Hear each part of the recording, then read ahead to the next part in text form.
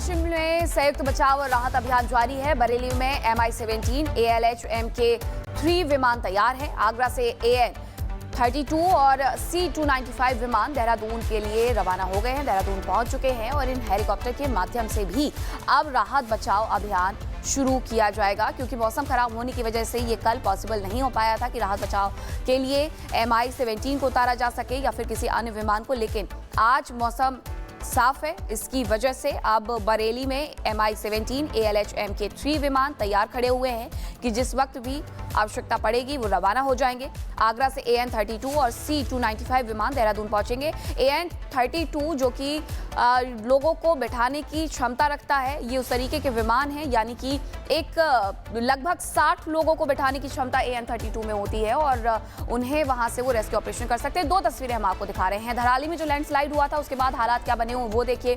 दूसरी तरफ हर्षिल में भी रेस्क्यू ऑपरेशन जारी है, क्योंकि हर्षिल और इसके अलावा अगर बात धराली की जाए और सुक्कूटॉप की जाए तो ये वो तमाम जगह रही जहां पर बादल फटने की घटनाओं को नोटिस किया गया था, जिसके बाद पूरा धराली बाजार बह गया, पूरा धराली बाजार मलबे की भेंट चढ़ गया। अब ये दो तस्वीरें बता रही हैं कि लैंडस्लाइड के बाद किस तरीके से रेस्क्यू ऑपरेशन चल रहा है। इससे जुड़ी हुई एक रिपोर्ट भी देखिए।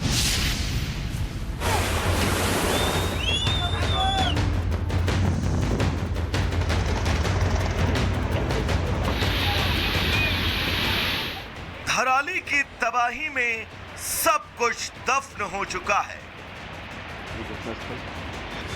घर बार, बाजार, खुशियां और परिवार। अगर कुछ बचा है तो मलबे में दफन वो चीखें जो अब हमेशा हमेशा के लिए खामोश हो गई हैं। तबाही के बाद जो तस्वीरें सामने आ रही हैं, उसमें सिर्फ और सिर्फ मलबे का ढेर है, पहाड़ का मलबा है। जब बादल फटा, ऊपर से मलबा यहाँ पर बहा, तो उसके बाद देखिए लगभग 20 फीट चौड़ी ये सड़क थी जो देखिए यहाँ पर धंस चुकी है और आधी जो है नदी में समा चुकी है। अब ऐसे में इस रास्ते को कैसे बनाया जाए, कैसे यहाँ से लोगों को निकाला जाए, ये देखिए पूरी सड़क यहाँ पर गायब हो गई है। ये देखिए जो पत्थरों को ढका गया था वो भी यहाँ पर देखिए नीचे यहाँ पर गिर चुका है। ये सड़कें आप देखिए पूरी तरह से कट चुकी हैं, जमीन में धंस चुकी हैं। अब आप अंदाजा लगाइए कि धराली त्रासदी कितनी भयानक थी।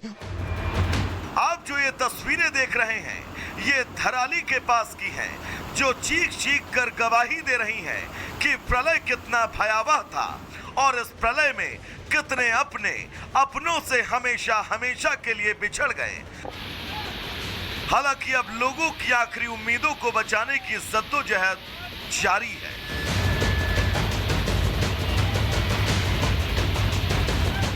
जो गाड़ियां हैं कैमरे में, उन गाड़ियों से एक एक सामानों को उठाकर इस हेलीकॉप्टर में रखा जा रहा है। उस हेलीकॉप्टर के जरिए हर एक मदद की सामग्री, क्योंकि सीएम धामी ने, पीएम मोदी ने कह दिया है कि एक एक लोगों तक मदद यहां पर जल्द से जल्द पहुंचाई जाए, इसलिए बीआरओ कंपनियां, कमांडर की गाड़ियां इस समय घटनास्थल पर मौजूद है। केवल 2 से 4 मिनट में कैसे हेलीकॉप्टर अब सारे सामानों को, सारी सामग्रियों को यहां से लेने के बाद महज 5 से 10 मिनट के अंदर उस धराली के दुर्गम इलाकों में पहुंच रहा है, जहां पर लोगों ने अपनों को खो दिया और इस भयानक त्रासदी ने कई लोगों की जिंदगी ले ली और कई लोग अभी भी लापता हैं।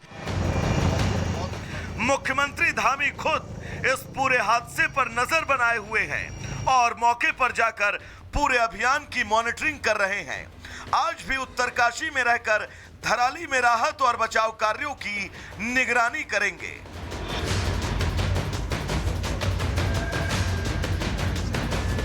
सीएम धामी ने उन परिवारों से भी मुलाकात की जो इस महाप्रलय से प्रभावित हुए हैं। सीएम धामी से मिलते ही परिवार भावुक हो उठे। के लोग और मुखवा के लोग और हमारा बगोरी गांव वहां पर है, हर्षिल के लोग, सभी से भेंट हुई, सबसे मुलाकात हुई, सबकी बातें सुनी और रेस्क्यू अभियान वहां पर प्रारंभ कर दिया गया है। लेकिन हम लोग, सब लोग, सारे लोग मिलकर इस आपदा से निकलेंगे। मेरा धराली गांव फिर से जो है पहली स्थिति में आएगा, उसके लिए हम सब लोग प्रयास कर रहे हैं।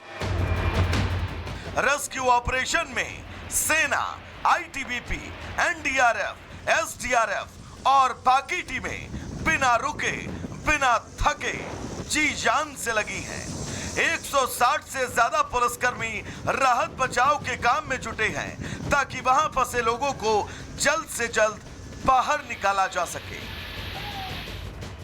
अब तक 150 से ज्यादा लोगों को सुरक्षित निकाला गया।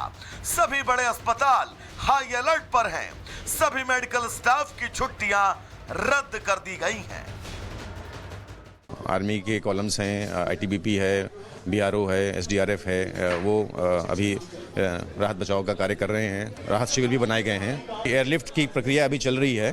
मौसम खराब है, इसकी वजह से अभी थोड़ा हमें इंतजार करना पड़ेगा।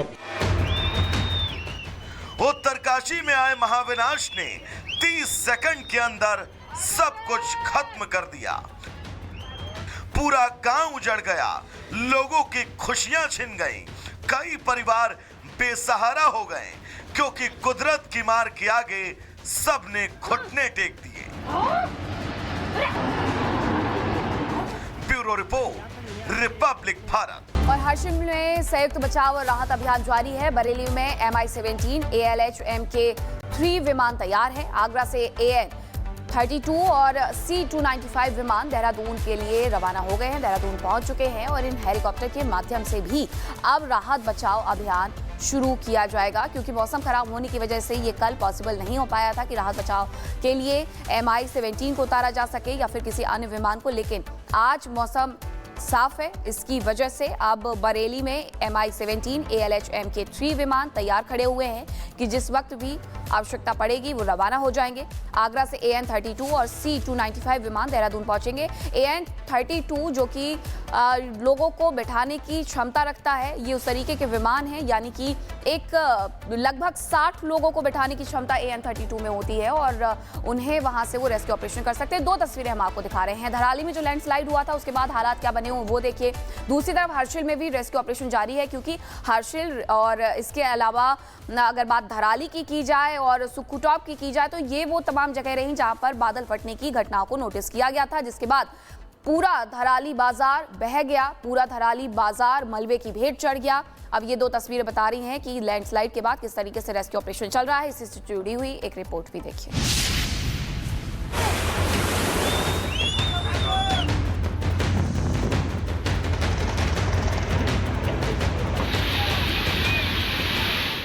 धराली की तबाही में सब कुछ दफन हो चुका है।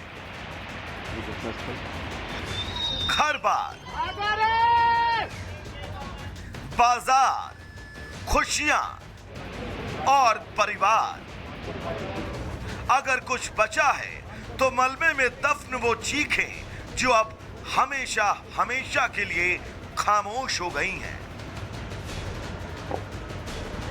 तबाही के बाद जो तस्वीरें सामने आ रही हैं उसमें सिर्फ और सिर्फ मलबे का ढेर है, पहाड़ का मलबा है। जब बादल फटा, ऊपर से मलबा यहाँ पर बहा, तो उसके बाद देखिए लगभग 20 फीट चौड़ी ये सड़क थी जो देखिए यहाँ पर धंस चुकी है और आधी जो है नदी में समा चुकी है। अब ऐसे में इस रास्ते को कैसे बनाया जाए, कैसे यहाँ से लोगों को निकाला जाए, ये देखिए पूरी सड़क यहाँ पर गायब हो गई है। ये देखिए जो पत्थरों को ढका गया था वो भी यहाँ पर देखिए नीचे यहाँ पर गिर चुका है। ये सड़कें आप देखिए पूरी तरह से कट चुकी हैं, जमीन में धंस चुकी हैं। अब आप अंदाजा लगाइए कि धराली त्रासदी कितनी भयानक थी। आप जो ये तस्वीरें देख रहे हैं ये धराली के पास की हैं, जो चीख चीख कर गवाही दे रही हैं कि प्रलय कितना भयावह था और इस प्रलय में कितने अपनों से हमेशा हमेशा के लिए बिछड़ गए। हालांकि अब लोगों की आखिरी उम्मीदों को बचाने की जद्दोजहद जारी है।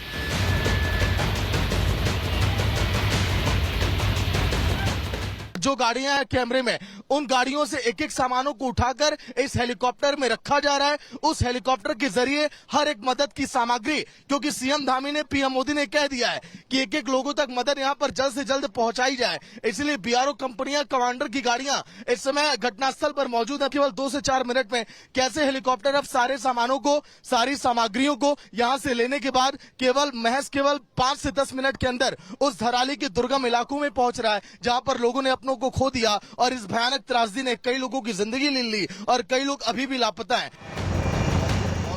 मुख्यमंत्री धामी खुद इस पूरे हादसे पर नजर बनाए हुए हैं और मौके पर जाकर पूरे अभियान की मॉनिटरिंग कर रहे हैं। आज भी उत्तरकाशी में रहकर धराली में राहत और बचाव कार्यों की निगरानी करेंगे।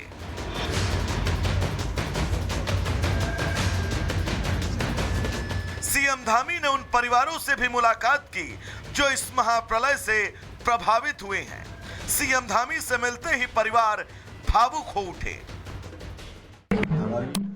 के लोग और मुखवा के लोग और हमारा बगोरी गांव वहाँ पर है, हरसिल के लोग, सभी से भेंट हुई, सबसे मुलाकात हुई, सबकी बातें सुनी और रेस्क्यू अभियान वहाँ पर प्रारंभ कर दिया गया है। लेकिन हम लोग सब लोग सारे लोग मिलकर इस आपदा से निकलेंगे। मेरा धराली गांव फिर से जो है पहली स्थिति में आएगा, उसके लिए हम सब लोग प्रयास कर रहे हैं। Rescue operation